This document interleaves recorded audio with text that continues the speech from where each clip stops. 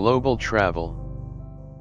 Have you ever thought about what is behind the four walls of your house? Have you ever thought about what more there is to see in the world? Have you ever had the itching sensation of going out and exploring the world?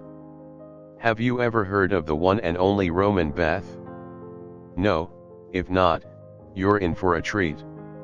Roman baths are a well-preserved thermae in the city of Bath, located in Somerset, England. A temple was constructed on the site between 60–70 CE in the first few decades of Roman Britain. Its presence led to the development of the small Roman urban settlement known as Aquae Sulis around the site. The Roman baths, which were used for public bathing, were used until the end of Roman rule in Britain in the 5th century CE. The Anglo-Saxon Chronicle, the original Roman baths were in ruins a century later. The area around the natural springs was redeveloped several times during the early and late Middle Ages. Roman baths are preserved in four main features: the sacred spring, the Roman temple, the Roman bath house, and a museum which holds artefacta from Aquae Sulis. All buildings at street level date from the 19th century.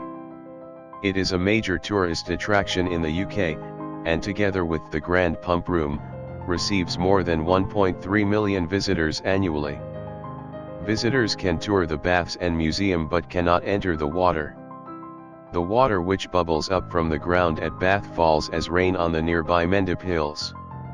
It percolates down through limestone aquifers to a depth of between 2,700 and 4,300 meters, where geothermal energy rises the water temperature to between 69 and 96 degrees Celsius. Under pressure, the heated water rises to the surface, along fissures and faults in the limestone. This process is similar to an enhanced geothermal system, which also makes use of the high pressures and temperatures below the Earth's crust. Hot water at a temperature of 46 degrees Celsius rises here at the rate of 1,170,000 liters every day, from a geological fault. In 1982, a new spa water borehole was sunk, providing a clean and safe supply of spa water for drinking in the pump room. Bath was charged with responsibility for the hot springs in a royal charter of 1591 granted by Elizabeth I. This duty has now passed to Bath and North East Somerset Council, who carry out monitoring of pressure, temperature, and flow rates. The thermal waters contain sodium, calcium, chloride, and sulfate ions in high concentrations. Roman baths are no longer used for bathing. The newly constructed thermae bath spa nearby, and the refurbished cross bath, allow modern-day bathers to experience the waters via a series of more recently drilled boreholes. Archaeological evidence indicates that the site of the baths may have been a center of worship used by Celts. The springs were dedicated to the goddess Sulis, whom the Romans identified with Minerva. Geoffrey of Monmouth in his largely fictional Historia Regum Britanniae describes how the spring was discovered by the pre-Roman British king Blodud, who built the baths there.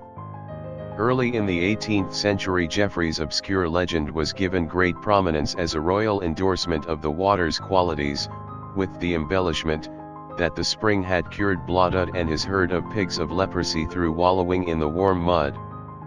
The name Sulius continued to be used after the Roman invasion, leading to the town's Roman name of Aquae Sulis, the waters of Sulis.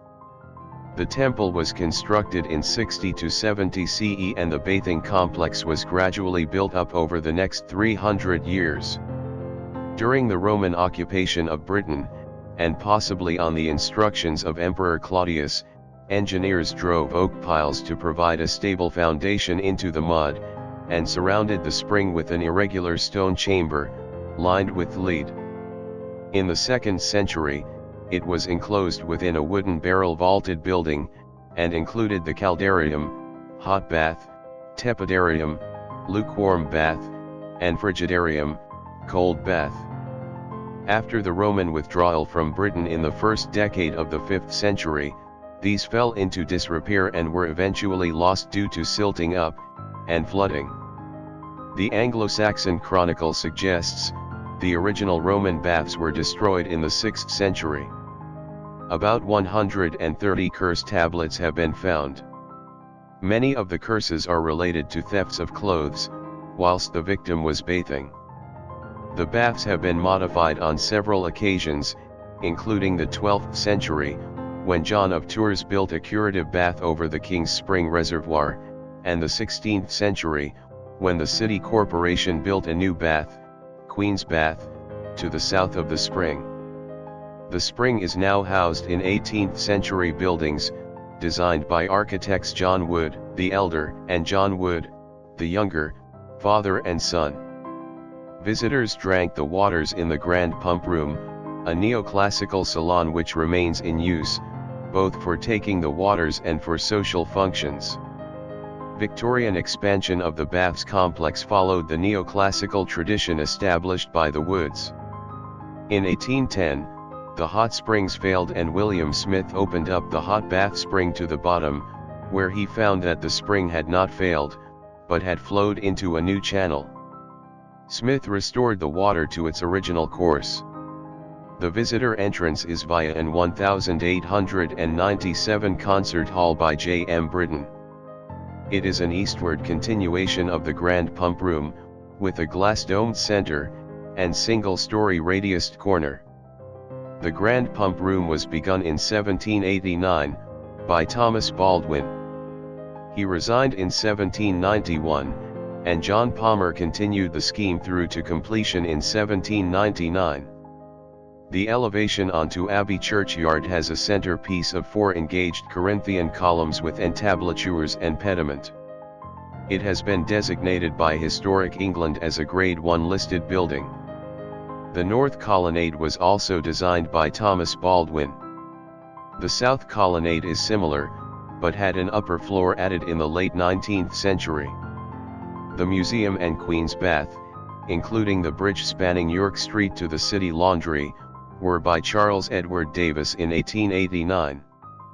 It comprises a southward extension to the Grand Pump Room, within which, some parts of the 17th century Queen's Bath remain.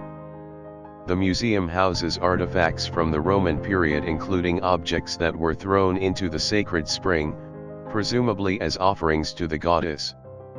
These include more than 12,000 denarii coins, which is the largest collective votive deposit known from Britain. A gilt bronze head of the goddess Sulis Minerva, which was discovered nearby in 1727, is displayed. An audio guide is available in 12 languages. The Bath Roman temple stood on a podium, more than 2 meters above the surrounding courtyard, approached by a flight of steps. On the approach, there were 4 large, fluted Corinthian columns, supporting a frieze and decorated pediment above. The pediment, parts of which are displayed in the museum, is the triangular ornamental section, 7.9 m wide and 2.4 m from the apex to the bottom, above the pillars on the front of the building. It featured the powerful central image of a possible Gorgon, head glowering down from a height of 15 meters, on all who approached the temple. The great head itself has snakes entwined within its beard, wings above its ears, beetling brows, and a heavy mustache, although there is some controversy about what this really represents, as Gorgons are usually female. An alternative interpretation sees the central head as the image of a water god such as Oceanus, and yet another, as a Celtic sun god. In early 2010, various stones on the pediment were conserved and rearranged. Also on display are the remains of the elaborate hypocaust heating system, which served the sweat rooms. In 2016, planning permission was received for a new learning center, aimed at school children and linked to the baths by a tunnel. Funding is being sought from the Heritage Lottery Fund. Do like and share the video. Also subscribe to our channel to get notified of our future updates.